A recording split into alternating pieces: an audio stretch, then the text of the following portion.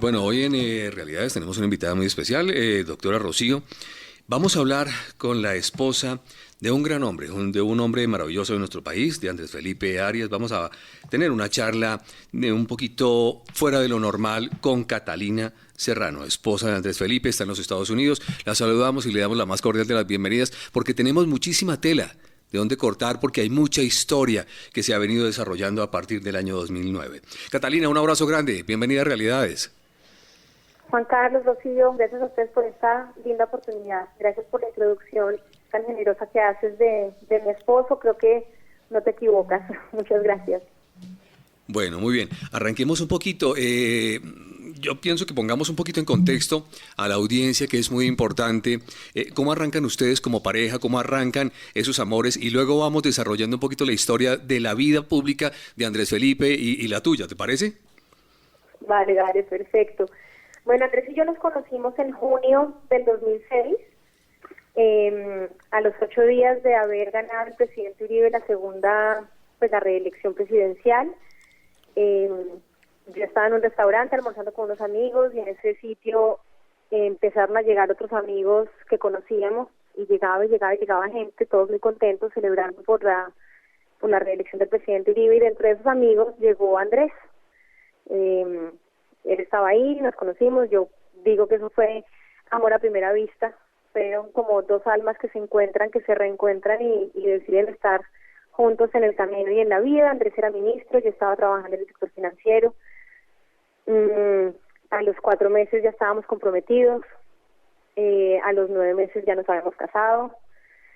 Y a los 9 meses de matrimonio yo quedé embarazada de Eloísa, mi primera hija. Y bueno, cuando Elito tenía 1 año, un poco menos de 1 año, Andrés decide retirarse del ministerio para lanzarse a la candidatura a la presidencia. Y bueno, ya hoy llevamos 12 años de casados, y la historia de la parte política hablaremos de eso, me imagino, en el transcurso de la entrevista. Catalina, precisamente cuando uno se da cuenta como mujer que se casa con el que iba a ser el sucesor de el presidente más popular en Colombia, que es Álvaro Uribe Vélez, por supuesto que uno se llena de expectativas porque la marca está muy alta. La recomendación suya frente al desafío que tenía encima en ese entonces el ministro Andrés Felipe. Bueno, Rocío, cuando yo me conocí con Andrés, él era ministro. Yo en ese momento, la verdad, te soy sincera, entendía muy poco de política. La verdad es que nunca me ha gustado. Yo, como te digo, trabajaba en el sector financiero. Él era ministro, pero pues yo no entendía muy bien cómo funcionaban esas cosas, nunca me había interesado. Y para ese momento, pues tampoco se vislumbraba Andrés como posible candidato a la presidencia. Él y yo empezamos una relación normal de pareja. Yo me enamoré de Andrés Felipe Arias, el ser humano generoso, detallista, amoroso, que trabajaba todo el día, pero que siempre tenía tiempo para mí, para estar pendiente, para visitarme todas las noches, supremamente familiar. Yo me enamoré de ese hombre, del ser humano, no del cargo que se ocupaba. Y ya estando pues con él más adelante es que empiezo a darme cuenta de lo brillante que era y de las posibilidades que él tenía, y no solamente porque yo así lo viera, sino porque así se sentía en el ambiente. Yo recuerdo, a Andrés lo llamaban en ese momento del Partido Conservador amigos a como invitarlo a que se lanzara, a que se moviera, que hiciera esto, y yo, ajena a todo, simplemente aceptaba porque sí, yo veía en Andrés un hombre lleno de capacidades, con un amor infinito por Colombia, con unas ganas de hacer cosas buenas, de servir, con una vocación de servicio, con una preparación impresionante, y en ese momento uno piensa que una persona con esas capacidades, que quiere hacer las cosas bien hechas, pues tiene todo el éxito del mundo por delante, y qué delicia si Colombia pudiera tener en sus manos a una persona como Andrés. Entonces yo siempre lo apoyé. Nunca entendí que en ese medio se pudieran mover tantos odios, tantas envidias, donde se pudieran generar tantas cosas que después tuvimos que enfrentarnos. Yo fui muy ingenua, yo no entendía, Pienso que Andrés también en su juventud se dejó llevar tal vez un poco por eso, y no supimos ninguno de los dos en su momento decir no entendíamos qué estaba pasando, creíamos que con solo buenas intenciones se podían hacer muchas cosas en Colombia. Hoy en día la experiencia nos ha enseñado que desafortunadamente la envidia es muy grande, el odio es muy grande, la polarización es impresionante, y no solamente quien tiene buenas intenciones y ganas de hacer las cosas a veces las puede hacer. Creo que pecamos un poco de ingenuos. Bueno, pero ahora sí, ¿qué te parece si arrancamos como vislumbrando lo que pasó en la línea del tiempo hasta este momento? ¿Te parece? Perfecto. Bueno, arranca el año 2009. ¿Qué pasa en el año 2009 como tal? Bueno, a principios del 2009, eso fue en febrero, Andrés decide renunciar al Ministerio de Agricultura para lanzarse como candidato por el Partido Conservador, para las primarias del Partido Conservador. Él empieza su campaña con mucho éxito, yéndole muy bien. Recuerdo que en ese momento él estaba en la carrera para ganar las primarias con Noemí Sanín, estaba también la doctora Marta Lucía Ramírez, estaba Álvaro Leiva, y las cosas iban muy bien. Andrés tenía muchas posibilidades de ganar. Andrés es un hombre que cuando habla cautiva, y por ese amor a Colombia y por el conocimiento que tenía del país, él recorrió con el presidente Uribe el país y se lo conoce perfectamente. Estando en esa campaña, en septiembre de ese mismo año, estalla el escándalo en un medio de comunicación. Me acuerdo que eso fue en la revista Cambio, la que saca el primer titular. Y bueno, y ahí es donde empieza toda esta situación a volverse un show mediático, pienso yo. Fueron muchas cosas y muchas mentiras las que se dijeron en ese momento. El escándalo empezó con unos subsidios que se le habían robado a los pobres para darle a los ricos, que una reina había tenido derecho a unos subsidios, que Andrés había hecho esos subsidios a cambio de que lo financiaran en su campaña. El escándalo fue gigante. Los medios de comunicación no ahorraron hojas enteras en acabar a Andrés Felipe como ser humano y a él como ministro y al programa. Y al final, cuando todo esto, digamos, se desarrolla distinto y la Fiscalía le imputa cargos y la Corte lo condena después, Andrés lo condenan por 2 delitos completamente distintos a todo lo que inicialmente se dijo, porque lo que inicialmente se dijo no era más que la antesala que tenía que dañar y acabar con la imagen de Andrés Felipe Arias. Claro, pero ahí ya había... Catalina, ahí ya había avanzado el tiempo y estamos hablando entonces del año 2011, cuando viene la imputación de cargos. De semana tras semana, columnistas acabando, como te digo, el buen nombre de Andrés, él como ministro, el programa Brinde su Seguro, verdades a medias, muchas mentiras, y los colombianos en su cabeza ya empiezan a hacerse una idea, a pesar de que son muchas mentiras las que se dicen, ya estaban sesgados, como también posiblemente lo estaba la Corte, que después lo tuvo que juzgar. Entonces se dijeron muchísimas cosas. Al cabo de 2 años, porque ya en el 2011, en junio del 2011, la Fiscalía hace la imputación de cargos, hace el descargo de la acusación, mejor dicho, y lo acusan formalmente en una sala de teatro, además. No fue en una corte como ha debido ser, y lleno de personas y de barras de aplausos que en su momento, cuando el juez decide privar a Andrés de la libertad, ellos aplauden. O sea, se hace todo desde el principio, empieza de una forma donde se le violan a Andrés sus derechos y donde se cometen muchas injusticias, empezando por la imputación de cargos que se hizo en un teatro y en una sala de juicio. Y ese mismo año, ese 2011, obviamente viene la detención también, ¿no? Claro, la acusación es en junio y la detención es en julio de ese mismo año, del 2011. Andrés entra a la Escuela de Caballería el 26 de julio del 2011. Ahí está privado de la libertad por 2 años, preventivamente, porque la Fiscalía consideraba que Andrés podía influir en los testigos. Yo recuerdo, en muchas oportunidades se pidió libertad, y fueron negadas en muchas oportunidades, y las razones que inclusive a veces daba la Fiscalía eran: no, es que Andrés puede salir a hacer uso del Twitter y de las redes sociales y eso puede afectar el proceso. O sea, Andrés entonces tampoco tenía derecho a utilizar las redes sociales. Andrés entonces tampoco tenía derecho a hablarse con sus propios testigos.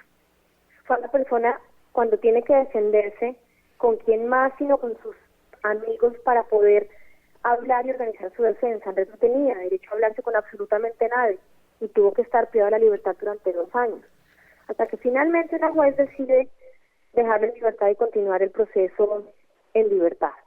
Pero eso ya ocurre pasados 2 años, en el año 2013. Andrés queda libre en junio 14 del 2013, sí señor, pero el juicio aún no había terminado. Cuando Andrés queda libre, él queda libre porque ya sus testigos habían sido, de hecho ya los testigos de la defensa habían sido testigos en el caso, habían sido ya escuchados en la corte. Por eso él puede quedar nuevamente en libertad. El juicio termina en febrero del 2014 y en ese momento esperábamos que el mismo día que termina el juicio hubiera ya un sentido del fallo. Era un juicio que llevaba muchos años, habían estado los magistrados oyéndolo y ya consideramos que en ese momento podíamos haber conocido un sentido del fallo. Sin embargo, no se conoció. Y tal vez en 3 o 4 oportunidades, no te sé decir exactamente cuántas fueron, el sentido del fallo fue aplazado en un año de elecciones presidenciales. Nos aplazaron el sentido del fallo en marzo, nos aplazaron el sentido del fallo en abril, nos aplazaron el sentido del fallo en mayo, y justo 2 días antes de que se diera la reelección presidencial, cuando el candidato Oscar Iván Zuluaga iba liderando las encuestas, se filtra la noticia de que la Corte iba a condenar a Andrés Felipe Arias, cuando ni siquiera la Corte se había reunido a deliberar, y ya habían pasado 4 meses de que se hubiera terminado el juicio. Y sin embargo se filtra la noticia de que la Corte lo va a condenar.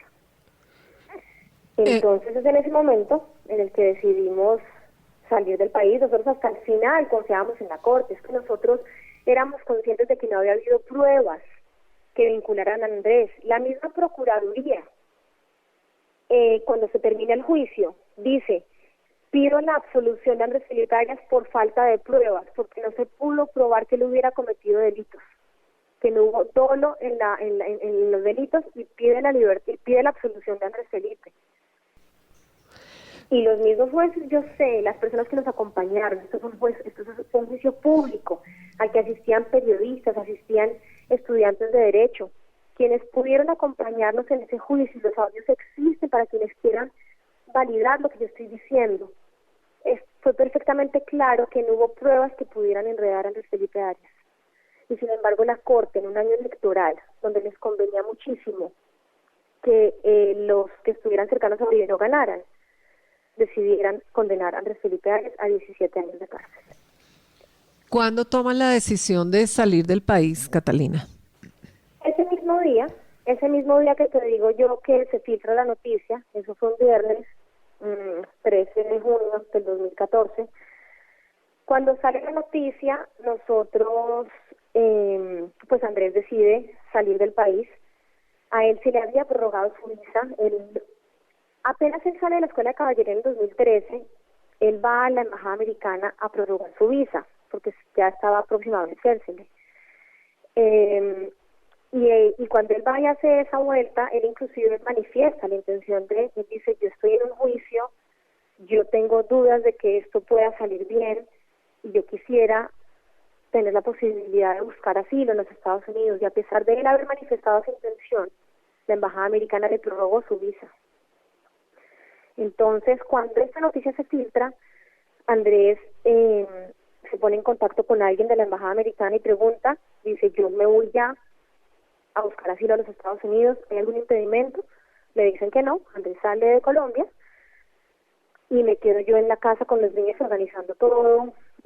Para mí, de los momentos más difíciles que he tenido que enfrentar, pues fue ese momento cuando Andrés se va de la casa. Él sale en el carro con mi papá.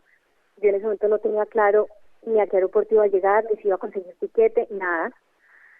A empezar a organizar nuestra vida, a regalar las cosas que teníamos, a renunciar a mi trabajo, a avisar en el colegio de los niños que los niños no van a volver.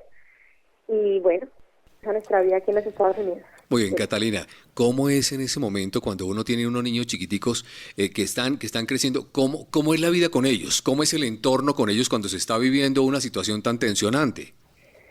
A nosotros nos ha tocado aprender en el camino.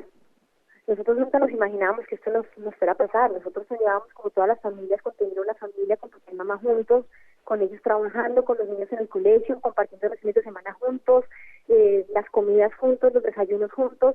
Y a nosotros la vida nos da una buena desde muy chiquitos mis hijos. Al principio con ellos se manejó el tema como una historia, como al estilo de la película La vida es bella, donde yo les decía a los niños, papá está en la escuela de caballería porque los soldaditos lo están cuidando, lo están protegiendo, él tiene que estar allá, pero allá era distinto, allá podíamos visitarlo viernes, sábados y domingos, inclusive yo a veces podía ir para allá los lunes, podíamos verlo más. Andrés tenía un celular y podía llamarnos por teléfono, él podía trabajar también. Entonces, al principio se manejó como un cuentico lindo. Cuando ya tenemos que salir de Colombia y nos venimos acá, ellos están un poco más grandes, ya empiezo yo a contarles en la medida en lo que la edad de ellos les permite también entender. Entonces ya empiezo yo a decirles, de papá se dicen cosas que no son ciertas, dicen que él hizo cosas que realmente él no hizo, posiblemente papá tenga que volver a estar otra vez en ese lugar, estamos pidiéndole a Dios que no sea así. Y ya empiezo a enterarlos un poco más de la situación. Ya hoy en día, Juan Pedro y Elisa entienden perfecto lo que pasa, entienden perfectamente que papá es un hombre inocente y que desafortunadamente en el mundo hay personas inocentes que también están en las cárceles, que no solamente quienes cometen delitos están en una cárcel, también personas inocentes, que desde Jesús ha habido personas que han sido condenadas siendo inocentes. Entonces ya ellos lo entienden, no es fácil para ellos porque ellos se comparan con compañeritos, con amiguitos, pero esa ha sido su realidad. Y eso no les ha cambiado a ellos su corazón. Juan Pedro son niños que tienen un corazón limpio, libre de odios, libre de rabia, libre de resentimiento. Son niños agradecidos, a pesar de las circunstancias, a nosotros no nos hace falta nada. Papá está vivo, lo podemos ver. Podemos hablar con él así sea 10 minutos diarios, pero sabemos que está ahí. Entonces empieza uno a valorar cosas que de pronto de otra manera no hubiéramos valorado.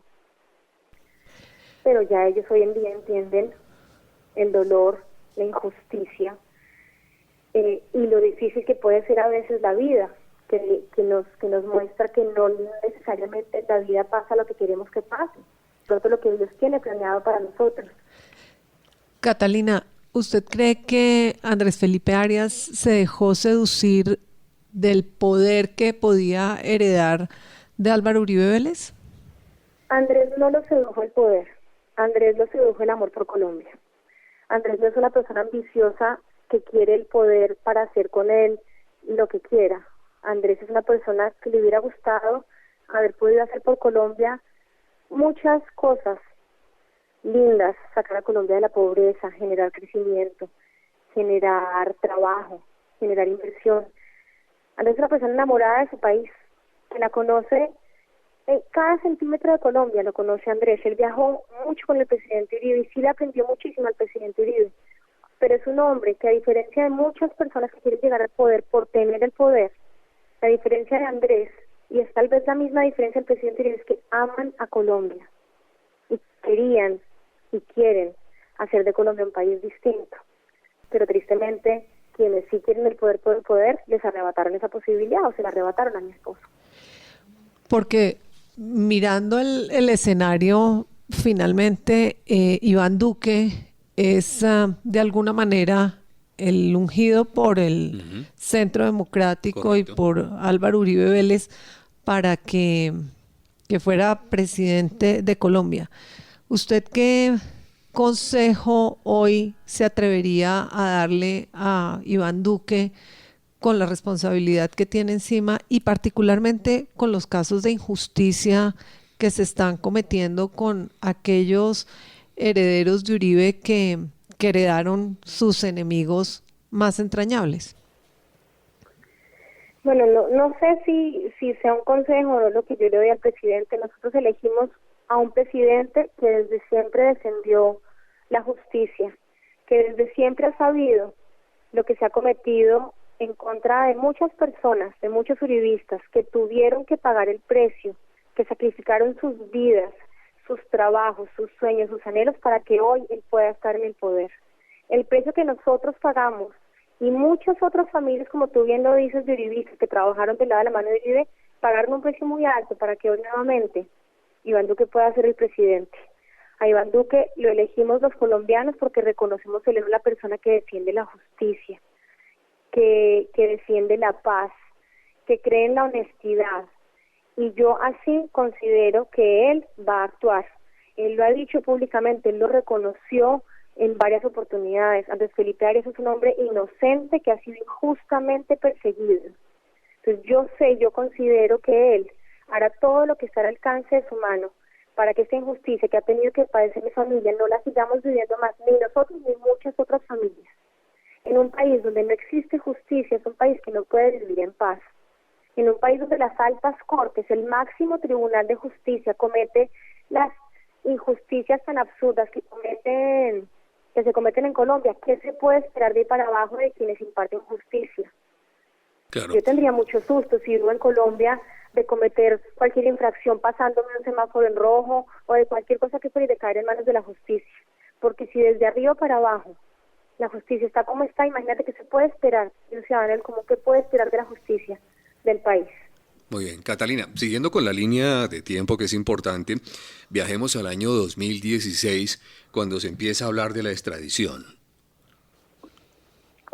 Ok, 2016, agosto de 2016, estamos en nuestra casa, una mañana, 24 de agosto, nos golpean duro la puerta, son los marshals, la policía que viene a detener a Andrés porque ha sido solicitado en extradición. En ese momento, pues, esa respuesta es, pero ¿cómo así si nosotros estamos en un proceso de asilo? Eso no puede pasar. Y sin embargo, pues ellos dicen, no, tenemos un juicio hoy, vamos para la corte, y empieza todo el tema de extradición.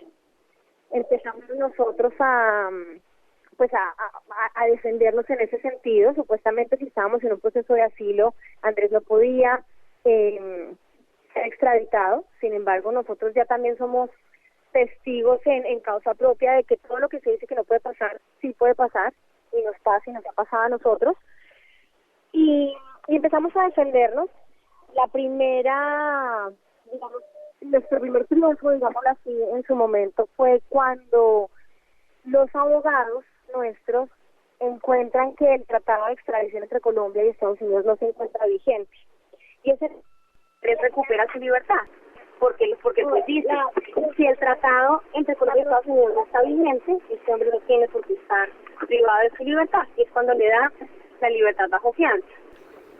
Sin embargo, pues el proceso de extradición continúa.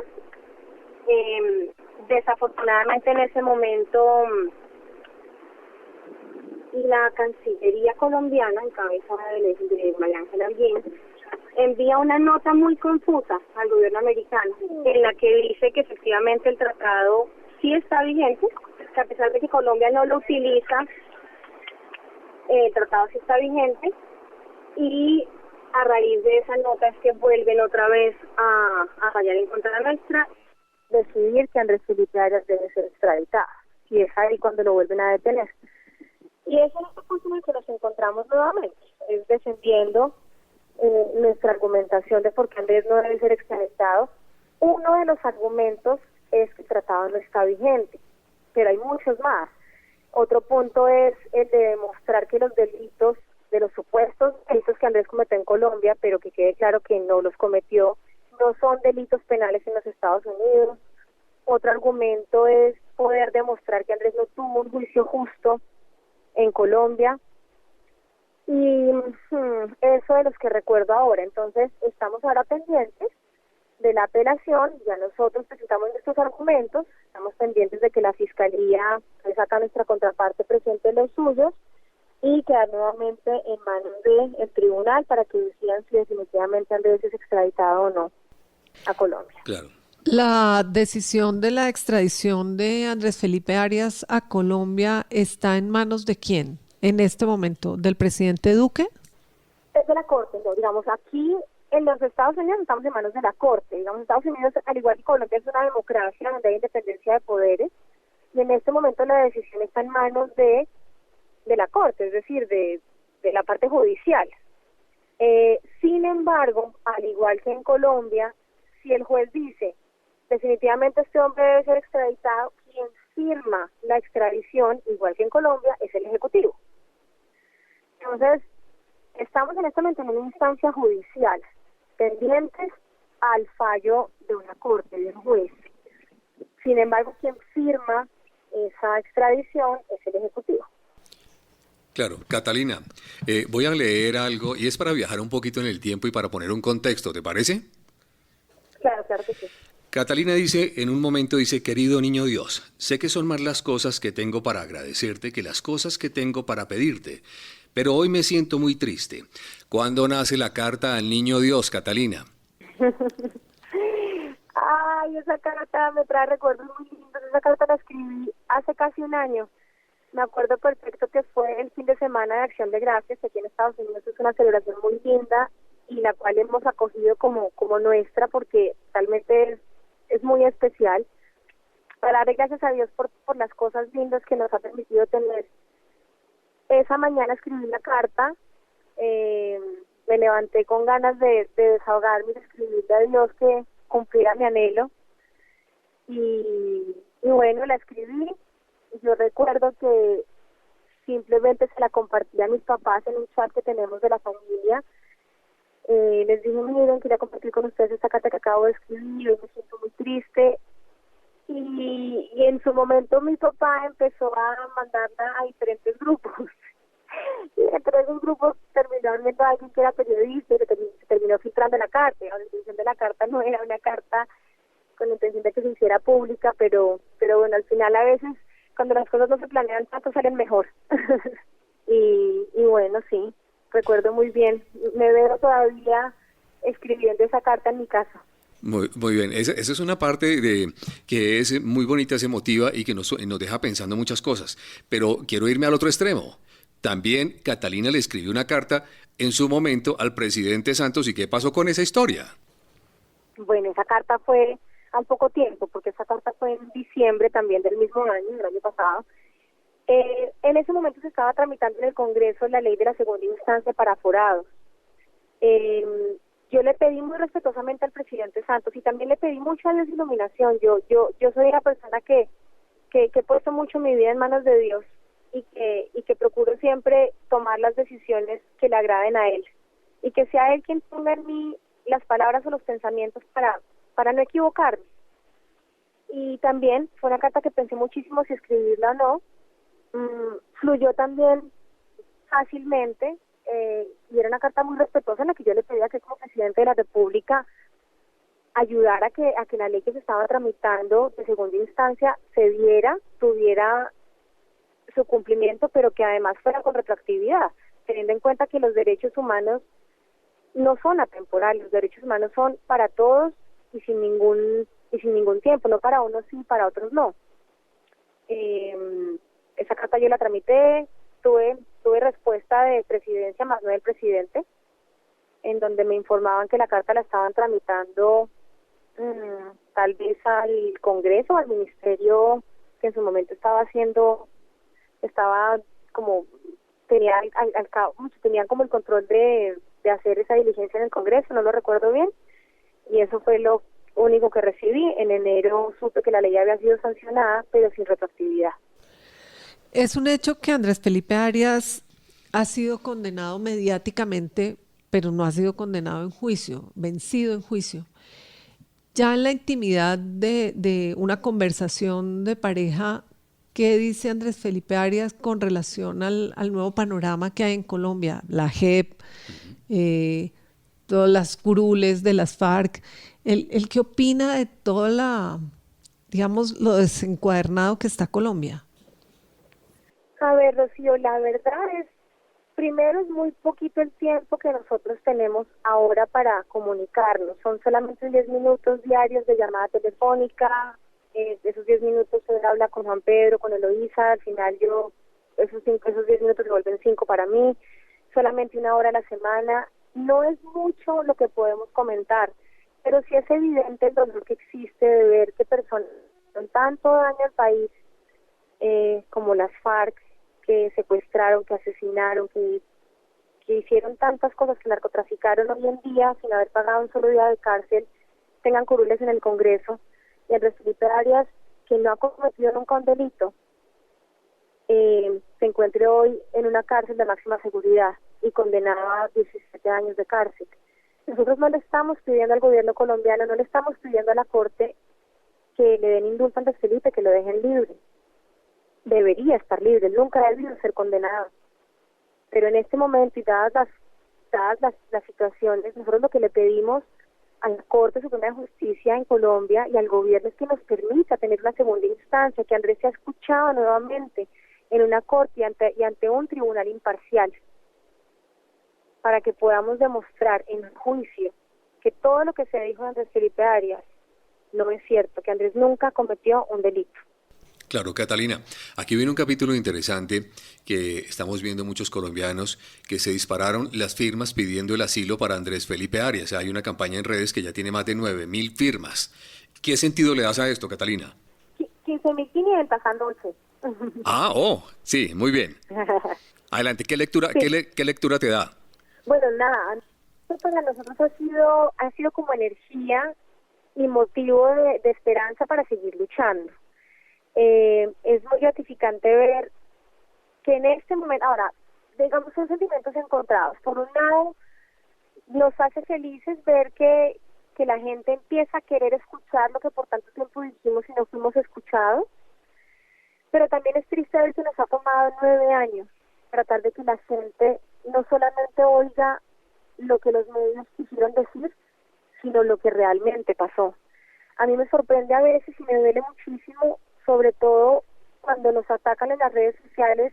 Las personas que más nos atacan y que más duros son jóvenes que no superan los 25 años de edad, jóvenes que por el momento del escándalo no tenían más de 15 años, que seguramente estaban en todo menos en la política, y que en este momento nos atacan con odio, con rabia, con grosería, cuando ni siquiera se han tomado la molestia de investigar realmente qué fue lo que pasó.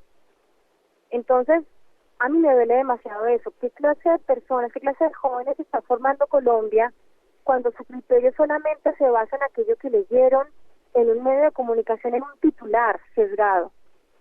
Mientras tanto, por el otro lado, hay un grupo de jóvenes espectaculares de las mismas edades que han dicho que no se han dejado convencer por eso y que han querido investigar y que han leído y que han revisado los audios del juicio y que se han dado cuenta de las publicaciones académicas que grandes juristas han sacado en Colombia hablando del caso de Andrés Felipe Arias y reconociendo que se ha cometido injusticia. Y esos jóvenes, con argumentos, con conocimiento y con verdad, pero sobre todo con mucho respeto, han sido quienes están liderando hoy en día esta batalla. Y yo estoy muy agradecida con ellos porque nos hace sentir apoyados. Como te digo, recuperamos la esperanza y las ganas de seguir luchando, porque sí, son momentos en los que hemos sentido soledad, en los que hemos sentido abandono, en los que hemos sentido que ya no queremos más. Pero esto que está pasando, sentir este apoyo genuino, natural, incondicional y espontáneo que ha surgido en las últimas semanas, porque eso fue una cosa que nació de la gente, de empezar otra vez a tocar el tema y a tocar fibras, nos ha revivido mucho las ganas de seguir luchando y de seguir demostrando la inocencia de mi esposo. Colombia se ha destacado por que en sus últimos años han aparecido un cartel de falsos testigos que se venden, por supuesto, al mejor postor y no les importa llevarse por delante al que sea con tal de que ellos reciban los beneficios o se van para Estados Unidos o para Canadá con toda su familia y les prometen muchísimas cosas. Es una dinámica malsana que está corroyendo la justicia en Colombia. Si tuvieran la oportunidad de señalar a alguien directamente por la injusticia que se comete con Andrés Felipe Arias, ¿a quién señalaría, Catalina?